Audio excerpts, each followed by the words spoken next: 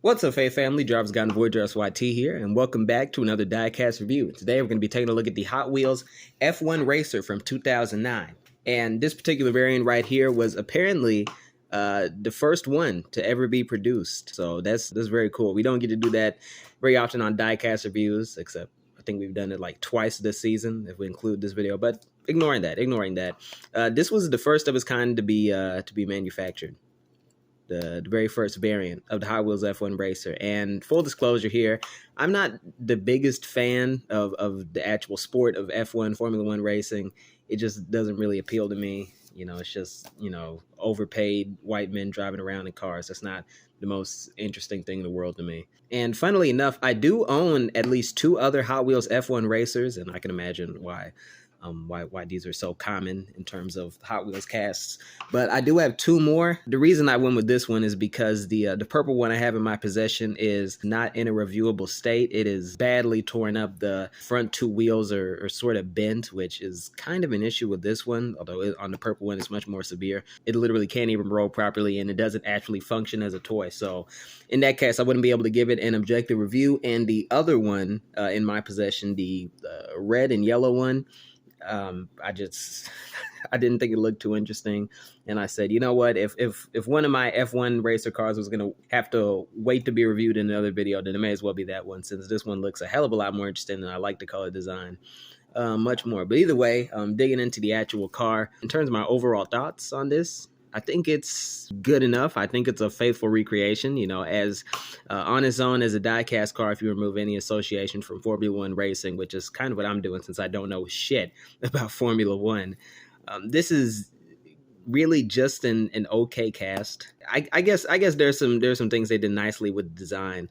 As you can see right here, they did the spoiler in a very interesting way. They added a little racer here, which I always appreciate. Always appreciate a bit of human representation in the Hot Wheels. And I will say the designs they have, all over the car. I mean, I guess they're done well enough. The printing's good enough. There's some really nice detail here. I'm not entirely sure what that says. I think it says like over or whatever the fuck it says, and FRSR. Not entirely sure what that means, but the printing was done very well. But otherwise, it's just not the most interesting thing in the world.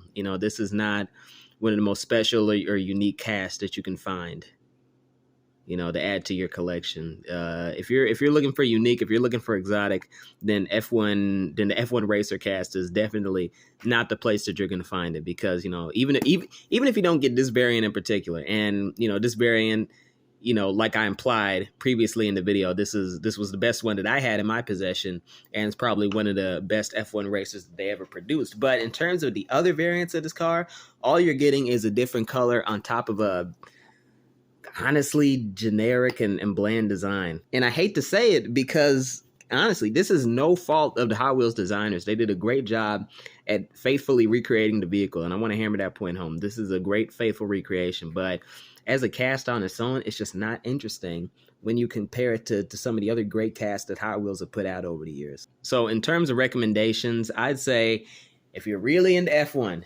and you feel like you don't already have enough F1 racer type cars in your collection, then I say pick it up. But otherwise, just don't waste your time or money on this.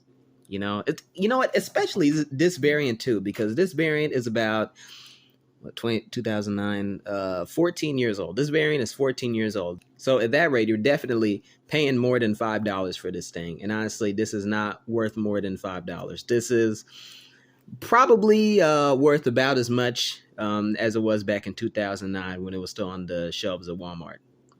This may be the first ever made, but it was the first in the long line of honestly painfully generic and uninteresting vehicles. That's the only way to put it. And I hate to be that harsh on it, since while it is a faithful recreation, it just doesn't have that X factor. I don't know exactly how to articulate it. It just doesn't have that X factor. And really the only desirable part about this is the printing and the little guy that you get in the middle. That's about it. Either way, that's been my review of the Hot Wheels F1 Racer from 2009, the first variant to be produced.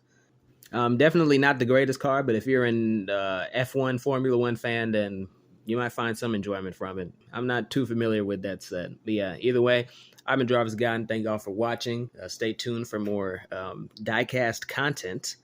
And as always, giggity, giggity, giggity, goo. Stick around.